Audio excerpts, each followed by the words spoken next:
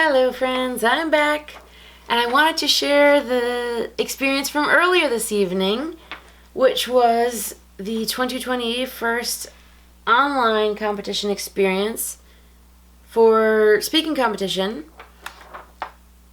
with the evaluation competition. My goals for the evening were just to do my best. I feel like I did. And I feel like I prepared as much as I could, even though it's a completely different kind of preparation from the international competition, where you're giving a prepared speech. With evaluation, for anyone who doesn't know, you arrive, you see the test speaker, which is the person giving a speech, who you then are going to be giving the evaluation for, and you don't know who it is, you don't know what they're speaking about. You can guess it'll be between 5 to 7 minutes long. And so it's kind of, it's not table topics, because table topics you're just speaking extemporaneously, much like improv theater, but it is like improv in that you're coming up with it right after you see the speech, and there's no rehearsing and memorizing your speech and re-editing your speech and all that. So I do love that element, that you think on your feet, it's brain exercise, and there's not the worry ahead of time about, am I going to forget what I'm saying, and that kind of thing. I did just notice in the Toastmasters magazine some article on the cover about what to do when you forget what you're saying. And from everything I've learned in theater, they usually say, you're all clenched up and nervous about it, you've got to figure out how to relax and take a breath, and then that's the only chance you're going to have of it coming back to you, is if you're able to breathe and relax. So I wanted to first share, the preparation supplies. Before I do that, I just wanted to mention that I found the technical aspect the most concerning. I was used to using Zoom, usually on my phone, but since I needed to see the timer, which was one of the other screens, that was not going to work as well with the phone. So I brought the computer in, got it set up nice at the angle I wanted. In some ways, I feel like I'm used to being on camera. I had good lighting. I had a lot of things working the way I would want. I was not used to using Zoom on the computer, so that was challenging. The computer itself had its own issues, things that pop up, noises it makes, sometimes it freezes. But it had a nice big screen, and that was good. I didn't know how the webcam was going to work. I'm used to the phone having a really great video. I was actually impressed with how the computer's webcam worked out. I got extra cords, power cords, USB cords, all the cords. I got everything ready I could think of ahead of time. I already had this set up, so I felt like I was really, really ready, and yet there were still some technical difficulties. Something that I couldn't have predicted and I didn't realize was the problem. I thought it was with one of the cords. I thought there was something. They kept mentioning electronic interference, and there's a lot of engineers in the Toastmasters groups in these parts. I think because we've got Electric Bow and Pratt & Whitney and other things that draw in many engineers, so I took their word for it. Electrical interference. It slowed things down, made it sound robotic. That made me kind of nervous. Just kind of keeping the body centered was a nervous point.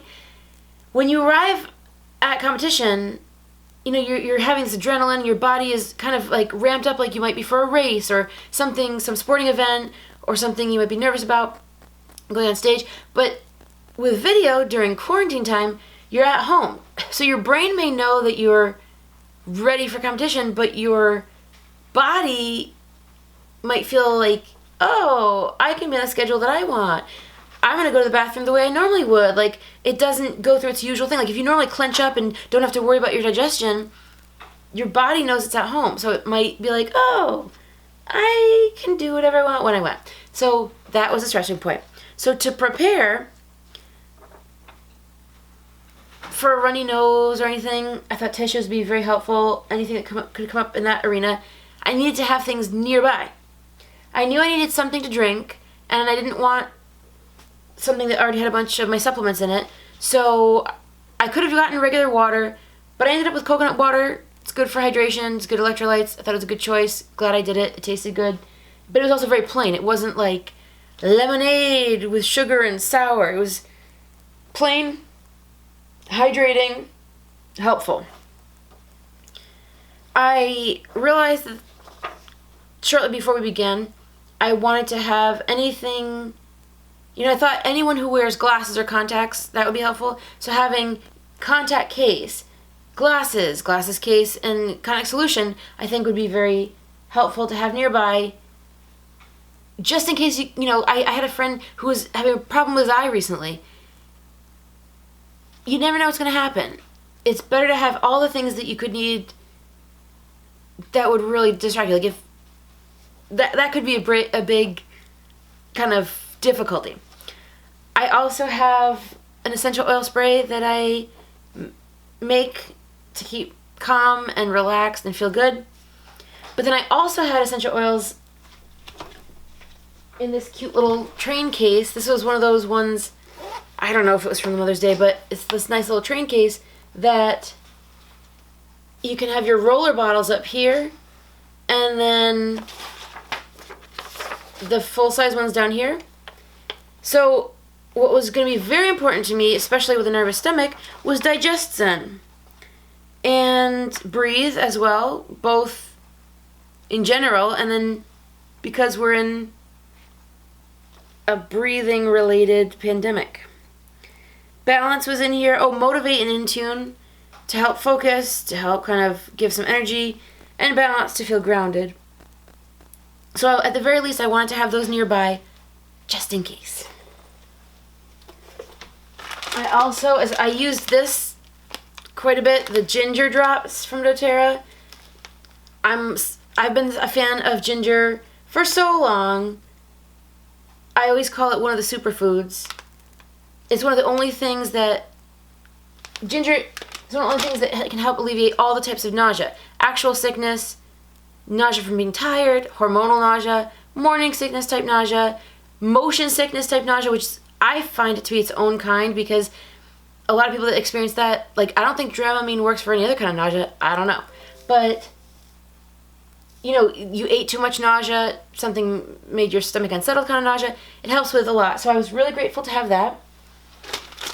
I also brought these just in case, the On Guard, which could soothe a sore throat and could, help support the immune system. Then we have the Breathe, which, can help feel like it's helping to open airways and give a cooling sensation that's not technically effervescent, but it feels that way.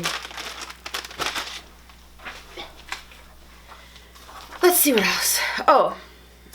I felt that it would be prudent to have extra pens just in case. Even if there's a pen that was working perfectly well originally, you never know if it could stop working and cause you problems in that arena. I knew I wanted extra paper. I did not know until we were about to start that it had to be the special kind of paper. So if you're ever going to compete like this online, make sure that you check in with the judges and find this out to find out what you need to print out ahead of time, because some people may have really quick printers. Some people found out once we were already in briefing. I've got slow devices, and the printers are okay, but I'm not someone who can print just wirelessly and easily and quickly and all that. So that's something you need to be aware of. And I needed something like a surface to write on, so I brought a table nearby, and also had a flat thing it could hold or put in my lap, and that was very helpful. I already mentioned the extra power cords and the USB cords. I feel like I'm forgetting something.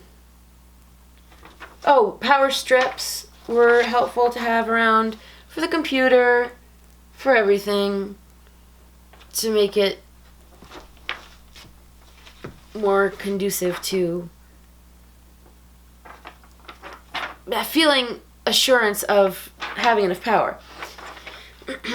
Let's see. I mentioned that I was already used to phone Zoom. We were Oh, I thought I was going to mention we were chosen by random. They had a randomizer kind of website, pretty much the same as picking a number out of the hat like we do in person. So one thing that tripped me up, we were told that we would be given the number of someone running things so that in the event of us having a technological issue where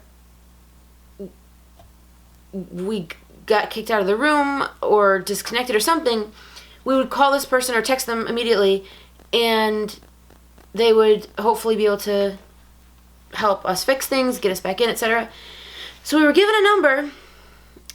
I think I ought to have repeated it back to them to make sure I had it right, because I texted saying just verifying this number so that it would already be in my recently texted numbers, so I wouldn't have to go typing it in and finding it again in the event of a disconnection where time is of the essence.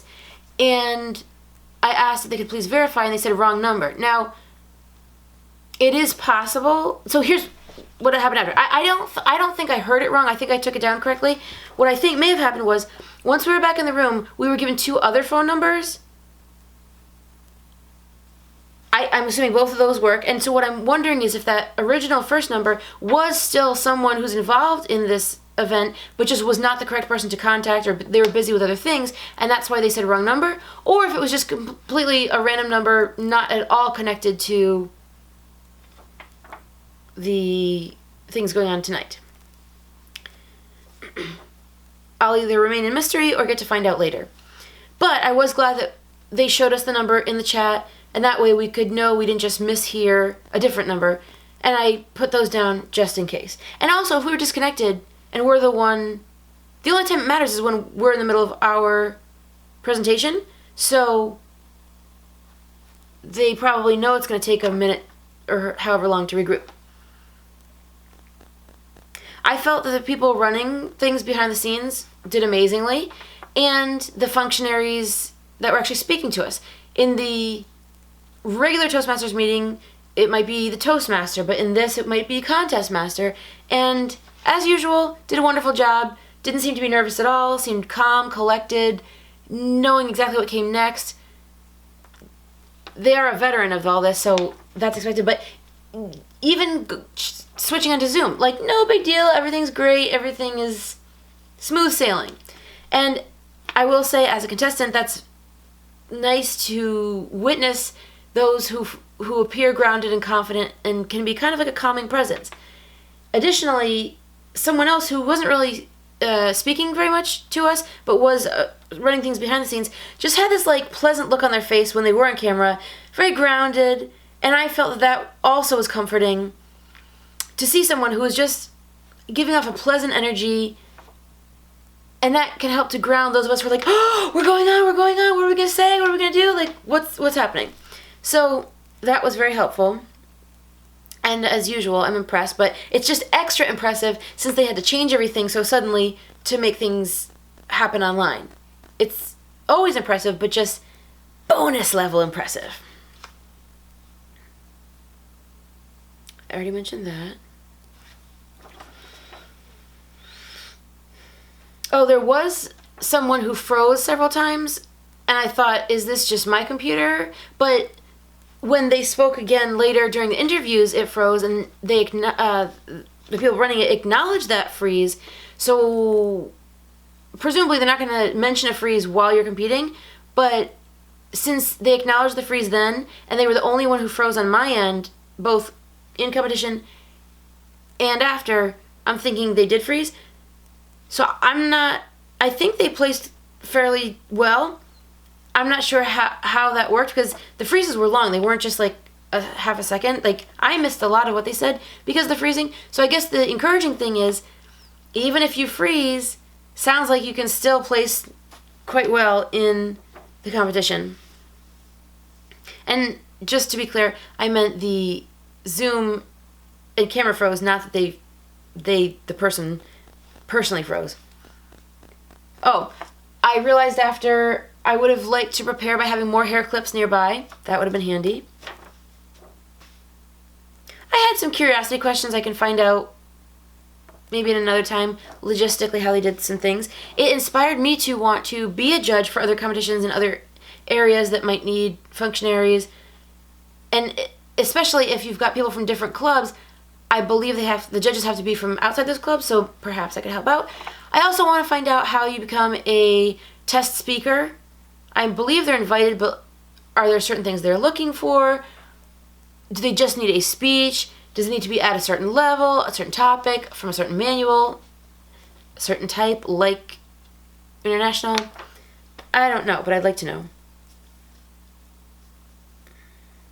I felt it was a great learning experience, and I think I've gotten through this, but I just keep finding the more I'm in quarantine, the more I love it. I'm learning. I'm getting to enjoy personal progress, getting to catch up on so many things, and even though 75 to 80% of my typical schedule is canceled, it's causing me to realize just how many things I'm still doing, because not only have a few of those moved online, but even the ones that haven't moved online, I'm still having to choose which things to do. But it feels a lot better to have fewer choices to have to choose from. I feel like that could be its own post, and I'm already 16 or so minutes. That I'm glad I did this kind of practice, because I might want to do this as a speech. And maybe even the video manual, which some of the talks are like 15 minutes, so then I'd be right on schedule. So I thought I would share those things in case you are competing at all online and you're not used to that, and especially if you're doing a evaluation competition. A lot of what I talked about could still apply to any of the other competitions. International's the other one going on right now, but any other ones in the future, I think. A lot of it was just logistics, technical setup, preparation, and then a few things that might apply to evaluation. But overall, hopefully, this can help a few of you out there. And thank you for listening. Ooh, I've got new viewers on Facebook Live. I'm learning to do multiple devices at once. We'll see how this goes.